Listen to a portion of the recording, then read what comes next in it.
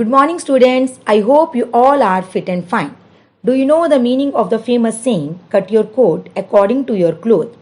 It means to make plans and decisions that are based on what you have and not what you would like. So, today we are going to read the story, The Necklace, written by Guy de Maupassant, a famous French writer.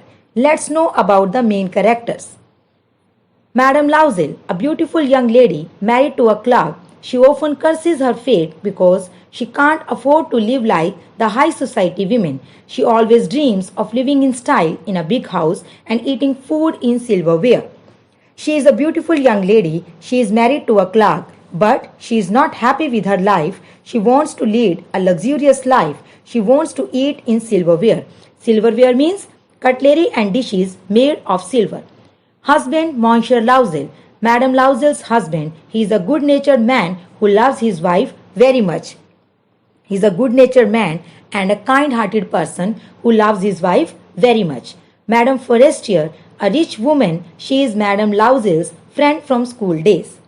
Scene 1. Madame Loisel is sitting at the dining table in her house. Madame Loisel, sighing, "Ah, the same old soup. I don't know anything better than this." Enters her husband holding an envelope in his hand. He looks very happy. Husband, here is something for you. Madame Loisel tears the envelope open, reads the invitation to a ball, and then throws it on the table. Husband, why have you thrown the invitation on the table? Aren't you excited? Madame Loisel is sitting at the dining table and she is having soup. Her husband enters with an envelope in his hand and he seems very happy.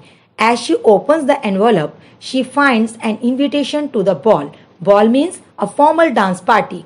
But she doesn't feel happy and throws the invitation on the table. Madame Loisel, what do you wish me to do with that?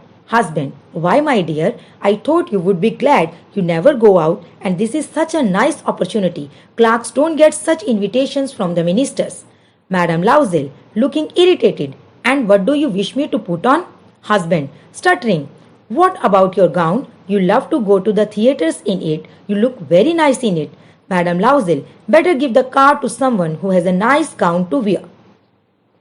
He tries to convince her that it is a nice chance to attend the ball, but she refuses to go. Husband, trying to please her, how much money do you need for a simple gown? Madame Loisel, thinking for some time, maybe 400 francs.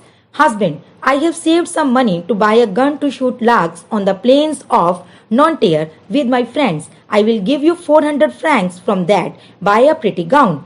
Madame Loisel, still looking sad. I don't have a single piece of jewelry, nothing to put on. I must not rather go.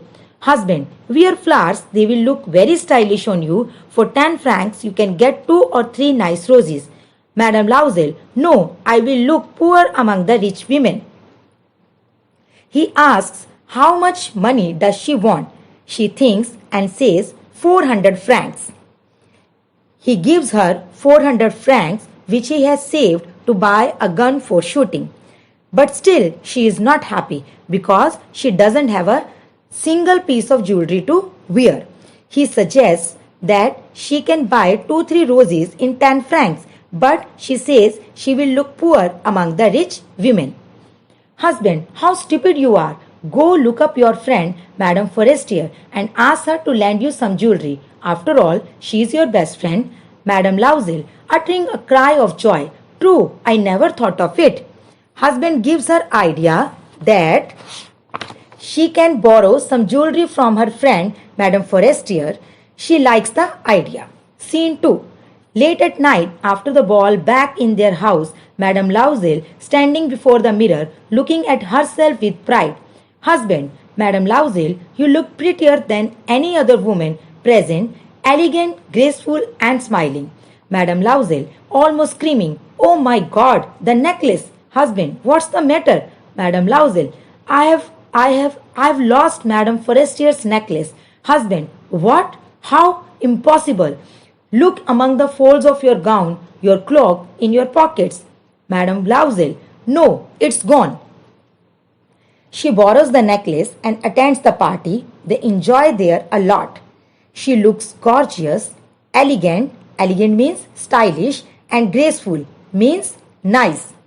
When they come back, she finds that necklace is not around her neck. Her husband tells her to find the necklace among the folds of the gown and in the pockets of cloak, but it was not there. Husband, are you sure you had it on when you left the ball? Madame Loisel, I don't know. Husband, well, tomorrow you must tell your friend that you have broken the clasp of her necklace and that you are getting it mended. That will give us time to solve the problem. But first we should look for it everywhere. Madame Loisel, sobbing, we'll have to give her a new one if we can't find it. It must be very costly. Husband, sighing, we will have to find its price and borrow money to buy a new one. Husband tells her to inform the friend that she has broken the clasp of the necklace. Clasp means lock and getting it mended. Mended means repaired. Meanwhile, they will get a chance to solve the problem. To buy a new necklace, they will have to borrow money. Scene 3. 10 years after Mathilde, Madame Loisel's first name, and her husband borrowed money and returned the necklace to Jane, Madame Forestier's first name. Mathilde meets Jane in Champs-Élysées. Mathilde had grown old and weak because of hard work she had put in to pay the debts. Madame Loisel, good day, Jane.